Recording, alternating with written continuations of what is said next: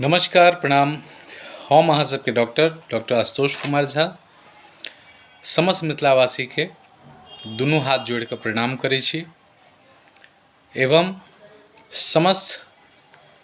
जते मिथिला के रनिहार सब छै हुनका सबके भगवान भोलेनाथ से यह प्रार्थना करै छी जे सब आदमी स्वस्थ रहू, मस्त रहू, यह भगवती से कामना। आइ अहाँ सबके बीच में एकटा बहुत नीक जानकारी साझा कऽ रहल छी जे जानकारी छै कि यदि कियो भी व्यक्ति जे बिहार से छी और कोनो भी तरह से कोनो भी बीमारी से ग्रस्त छी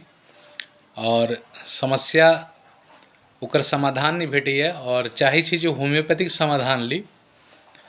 तऽ देल गेल नंबर स्क्रीन पर देल छै हमर,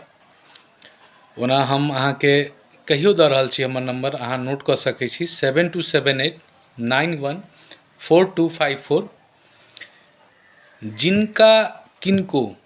कोनो भी समस्या हुए शरीर से जुड़ल और जे समस्या के समाधान अहाँ होम्योपैथिक लेबऽ चाहै छी तऽ हमरा से बिल्कुल संपर्क कऽ सकै छी।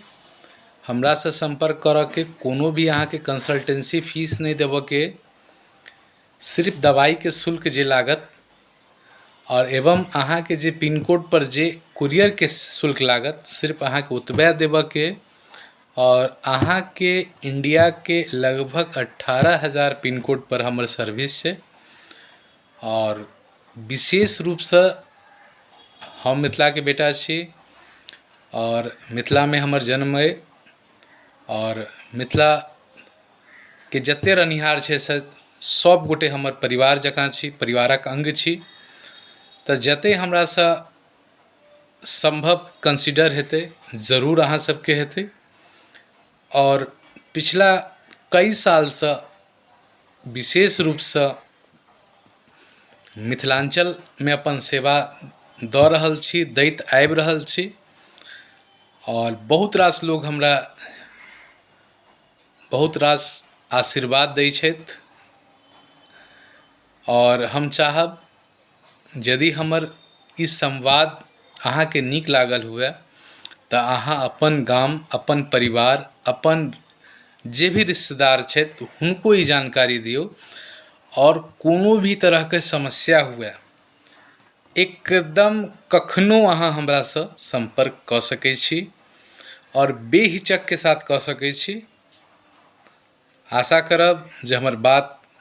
नीक लागल हुए तऽ जरूर ई ख्याल रखबै और खूब रास जेना एते वर्ष कई वर्ष से जे सेवा कऽ रहल छी मिथिला मैथिली में तऽ अहाँ सबके जे सपोर्ट और प्रेम भेटैए और आशा करब जे आगा भी आगामी जते साल शरीर में माँ भगवती की कृपा रहतनि तऽ मिथिला मैथिली लए सब दिन समर्पित छी और समर्पित रहब। तऽ कोनो भी समस्या हुआ तो एक बेर जरूर अपन मिथिला के बेटा के याद करियो और कोशिश रहते कि हर समस्या के समाधान होय। तो बहुत बहुत आभार जे हमर एते नीक जे इनका द्वारा जिनका कैमरा द्वारा संतोष भाई द्वारा ये वीडियो बनायल गेले तो चाहब उनको बहुत बहुत धन्यवाद जे हमारी संवाद हुनकर मोबाइल में रिकॉर्डिंग के साथ समस्त मिथिला के घर घर तक हमर संकल्प है मिथिला मैथिली में होम्योपैथिक के जागरूक केनाई, वो आवाज़ हर घर तक पहुँचे। और बहुत बहुत धन्यवाद। जय मिथिला, जय मैथिली, नमस्कार।